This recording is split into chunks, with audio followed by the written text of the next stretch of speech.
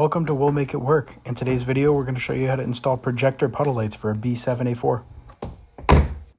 Alright guys, this is a pretty easy mod. All you're going to need is a flathead screwdriver, somewhat skinny. And then go to your, I'm starting on the rear right, but I've done all three already. So with your flathead screwdriver, you're just going to want to put it in towards the frontmost part of the light housing.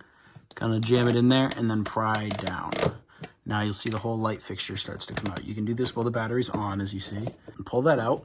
Now, there's this connector here with tabs on either side. You're just going to have to pull both of those up, and then this whole piece will slide out. Once you get your stock housing out, you're going to be left with your connector kind of just hanging out like this. And so now we're going to take this new projector housing, and we're just going to slide it right on. It should slide on easily. That's how you know you have it the right way. And then once it's on, you can see the projector doing its thing. So now to get it back in, you just slide it in clip end first or connector end first.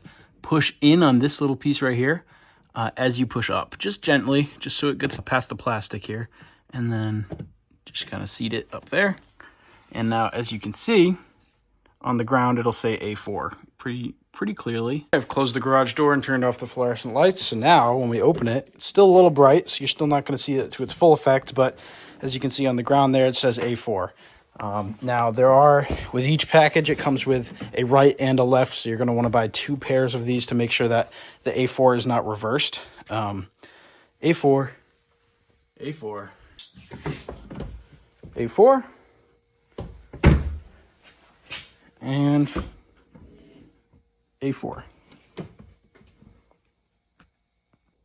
Alright guys, that's going to do it for today's video. So if this was helpful, if you like the mod, please consider giving this video a thumbs up and maybe subscribe if you're into B7A4 content, because this sure is not going to be the last video with this car.